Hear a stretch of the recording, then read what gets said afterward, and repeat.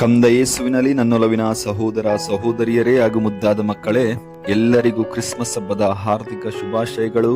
ಹಾಗೂ ಕಂದ ಯೇಸು ನಿಮ್ಮ ಮನೆಗಳಲ್ಲಿ ಜನಿಸಿ ನಿಮ್ಮ ಶಾಂತಿಯನ್ನು ಪ್ರೀತಿಯನ್ನು ವೃದ್ಧಿಸಲಿ ಎಂದು ಪ್ರಾರ್ಥಿಸುತ್ತೇನೆ.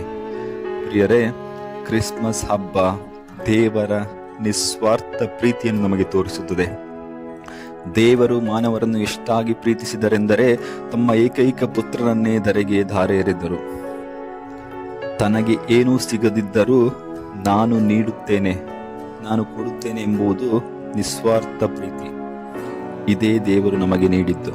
ಮಾನವರು ದೂರ ಹೋಗಿ ಪಾಪದ ಜೀವನದಲ್ಲಿ ಬಿದ್ದಿದ್ದರೂ ಈ ಜನರನ್ನು ರಕ್ಷಿಸುತ್ತೇನೆಂದು ಭೂಮಿಗೆ ಬಂದಂತಹ ಒಂದು ಸ್ಮರಣೆ ಕ್ರಿಸ್ಮಸ್. ಪ್ರಿಯರೇ, ಈ ಒಂದು ಹಬ್ಬವನ್ನು ಆಚರಿಸುತ್ತಿರುವಂತಹ ನಾವೆಲ್ಲರೂ ಒಂದು ಗಳಿಗೆ ಕುಳಿತು ಚಿಂತಿಸೋಣ.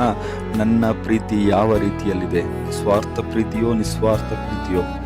ಹಲವಾರು ಬಾರಿ ನನಗೇನಾದರೂ ಸಿಕ್ಕರೆ ಮಾತ್ರ ನಾನು ನೀಡುತ್ತೇನೆ ನನ್ನೊಡನೆ, ಅಥವಾ ನನಗೆ ಸಿಕ್ಕರೆ ಮಾತ್ರ ಕೊಡುತ್ತೇನೆ ಎಂಬ ಮನೋಭಾವವನ್ನು ನಾವಿಟ್ಟುಕೊಂಡಿದ್ದರೆ ಇಂದು ಏನೂ ಸಿಗದಿದ್ದರೂ ನಾನು ಇತರರಿಗೆ ನೀಡುತ್ತೇನೆ, ಕ್ಷಮಿಸುತ್ತೇನೆ, ಪ್ರೀತಿಸುತ್ತೇನೆ ಎಂಬಂತಹ ಮನೋಭಾವ ನಮ್ಮಲ್ಲಿ ಹುಟ್ಟಿಕೊಳ್ಳಬೇಕು.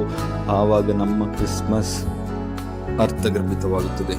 ಹಾಗೂ ಪ್ರಭು ಯೇಸು ಕ್ರಿಸ್ತರ ಗೋದಲಿಯಲ್ಲಿ ಜನಿಸಿದ ದೃಶ್ಯವನ್ನು ನಮ್ಮ ಕಣ್ಮುಂದೆ ತಂದು ಆ ಒಂದು ನಿಸ್ವಾರ್ಥ ಪ್ರೀತಿಯ ಕುರಿತಿಂದು ನಾವು ಚಿಂತಿಸೋಣ, ಧ್ಯಾನಿಸೋಣ. ಹಾಗೂ ನಮ್ಮ ಕುಟುಂಬದವರಿಗೆ, ನಮ್ಮ ನೆರೆಹೊರೆಯವರಿಗೆ ಈ ನಿಸ್ವಾರ್ಥ ಪ್ರೀತಿಯನ್ನು ಹಂಚೋಣ. ದೇವರು ನಮ್ಮೆಲ್ಲರನ್ನು ಆಶೀರ್ವದಿಸಿ